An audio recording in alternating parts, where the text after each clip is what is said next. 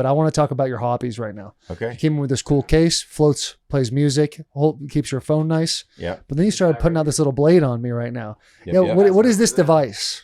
Yeah, so this is a Deemer box. So the guy, James Deemer, worked on the set of the show Survivor. And he had to carry Pelican cases to keep all this stuff dry because it's humid and wet and all that. And then he installed speakers in it. So then he started making some of these and putting them on Amazon. Well, I got a hold of it and I was like, dude, this is such a problem solver for me. Because I do some pretty high adventure. You know, I spearfishing is my favorite thing in the world to do. I free dive, spearfish, I bow hunt. A lot of the adventures that I go on and do, I need something to keep all my gear safe. Even going to the beach, like riding. So this is a 40-hour Bluetooth speaker. It's loud. It's like a bass cabinet. And then when you open it, it's a legit Pelican case. It's got a purge valve so it doesn't lock down if you fly with it and get air trapped in it.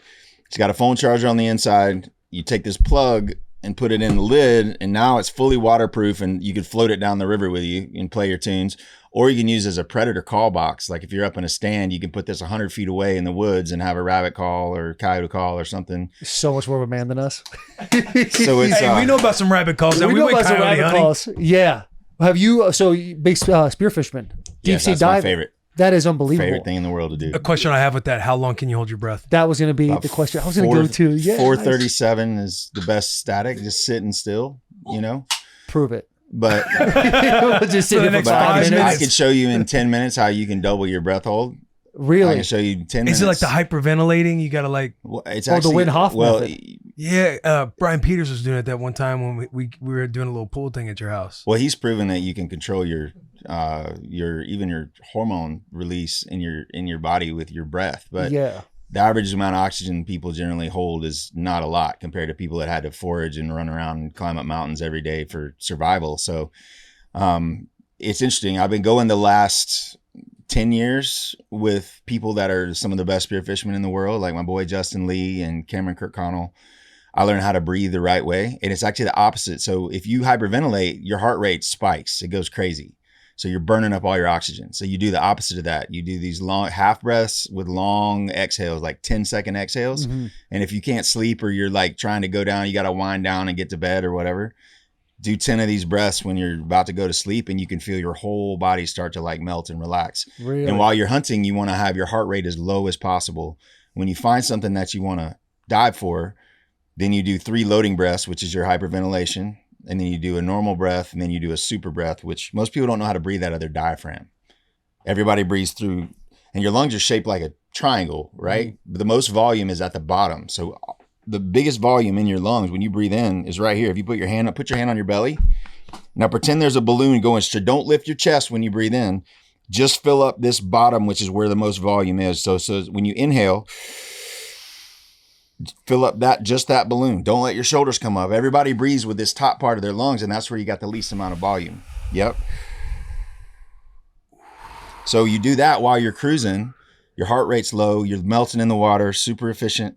Then you get there, 3 loading breaths, which is just like that, and then regular breath. And then you do a triple, which is diaphragm, chest, and throat. And then you go down. And then after you've done your breathe up, which is just like those half breaths chilling on top, when you go down, you got twice the bottom time that you normally would have. So I did it wrong for 10 years. And then I started going with people that know how to do it. It's like somebody handing you a golf club and being like, smack the ball. Like unless you have mechanics and somebody to show you how to do it, it's not relaxing at all to try to hit golf balls when you don't know how to hit a golf ball. How do you get into something like this? I went the first time in the Bahamas with a Bahamian guy there and just fell in love with it. Like Really? I love the challenge physically. You sleep like a baby after you dive for a whole day and swimming, but you're challenging the ocean, you're challenging the camouflage and the fish, you're challenging your breath. And when you get something nice, it's like you did it, and it's only shooting things you can eat. So you're getting out in the morning and you're going out and you're shooting your dinner and, food for the next few days, or making ceviche on the boat or whatever it is. But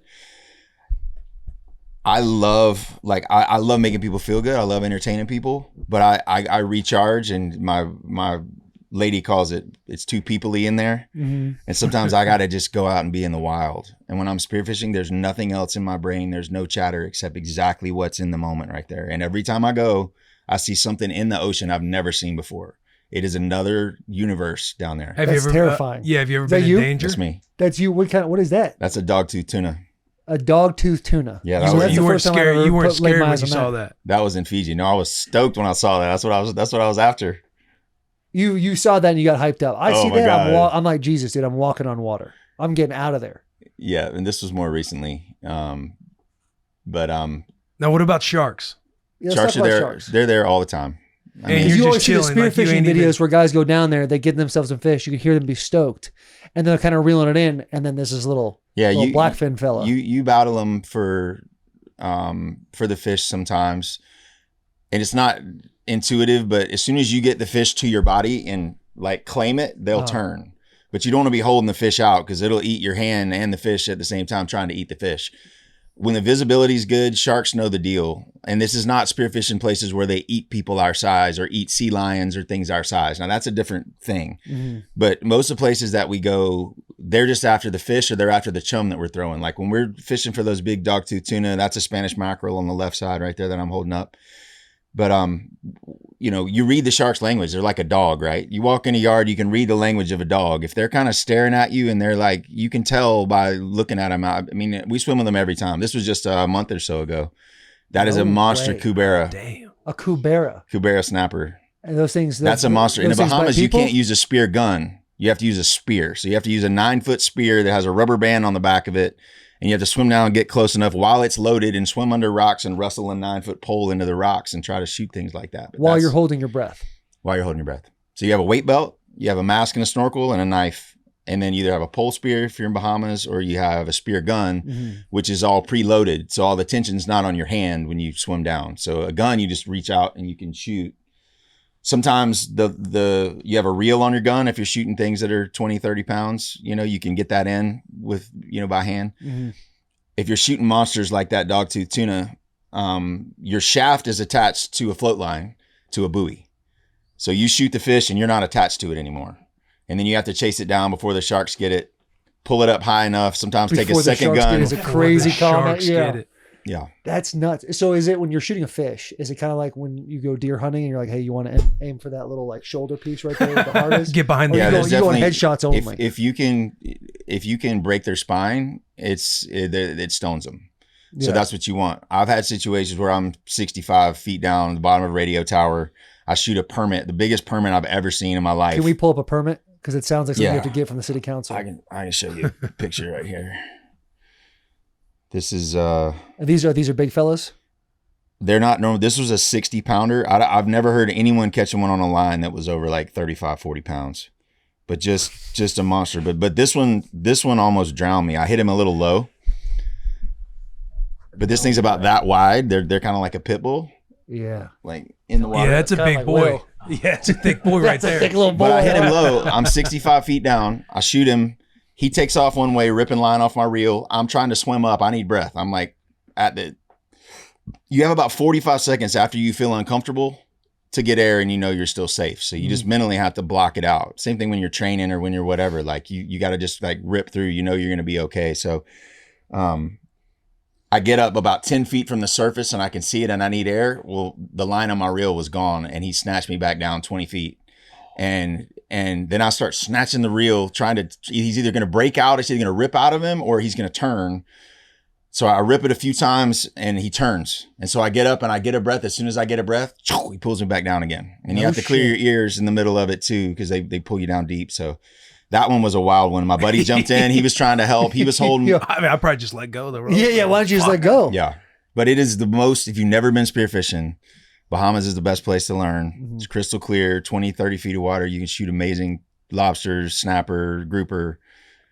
I'm telling you, it's another world. It's hunting and fishing and physical. That's a big lobster. It's a That big was- ass lobster. Yeah, that was in Bahamas. Is too. that so? The story you just told us, is that like the scariest experience you've had in the water? No, actually the scariest ones that I've had have been using a scuba tank. I had emergency service from 120 feet. Somebody else's gear on their boat they had. I'm down there and all of a sudden I've been down like 5 minutes. It was an 18-minute dive. So I wasn't hawking the gauges, like looking at them every 2 minutes because I hadn't been down long, but I see this huge snapper and I'm going down. I was at 100 and I went down to 120 chasing this snapper. And it was like I was breathing out of a coffee straw. the air starts, because you have to continually breathe in scuba. So you're constantly making bubbles, which is not great camouflage, which is why free diving is the way to do it. Why do you have to continually breathe with a scuba tank? Because you're breathing compressed air. And so if you change your atmosphere, if you go down from 15 to 25 is a different atmosphere. So when you go down, it compresses the air down, and you're breathing it compressed already. So you constantly have to flow and breathe. You never stop your breathing. That's why there's always bubbles coming out when you're scuba diving. Mm-hmm. But if somebody's in the boat up top, the guy was up at the boat up top, the guy I was diving with, he had a bunch of floats on his chest. And if you shoot a fish, you tie the float to it, you blow it up and send the fish up to the top, and the guy in the boat like picks the fish up, and he's following our bubbles so he can see where we are. Well, I was down 5 minutes. I was out of air. I looked down and my gauge was red. Mm-hmm. So something was wrong. The gauge was wrong. The tank wasn't full. It said it was when I went down. You said 100. I was 120 feet down. I swam 20 feet up to where my buddy was. He had all those floats on his vest. I'm trying to get to his octopus, his secondary air, to grab it and breathe. But when I made it to him, I was already out of air.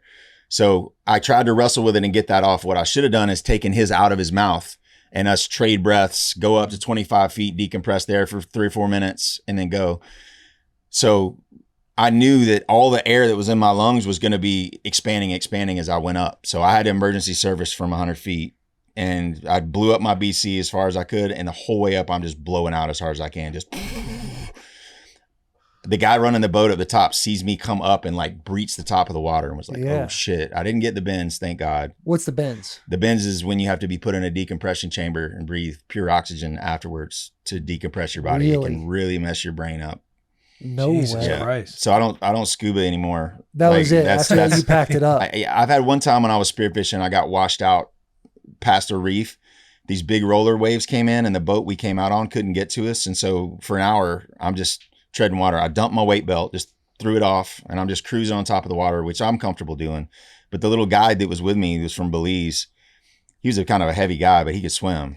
And he was out, he was screaming and waving his gun and trying to do whatever. And I was like, oh shit. So I dropped my weight and I just cruising on top. And an hour later, the waves settled down and the little panga could get out through the reef to get out to where we were again. But that was one of the moments where I was like, maybe this may be like 5-6 hours that I have to just maintain and chill and wait for the tide to turn and be able to make it swim back in. Buddy. I mean, I go in my pool and it's 8 feet deep. I can't. You know, ears are popping. I mean, JP will make fun of me. I'll be trying to tread water and I just can't do it. I'll just sink. Spearfishing is the most fun anything I've ever done. I'm telling you, it's you should go sometime. Bahamas is the best place to go. I got a boat there. If you guys ever want to go Bahamas, I can take you. Okay. I mean, we've just met and you're already inviting us out on a nice excursion. I mean, yeah, man.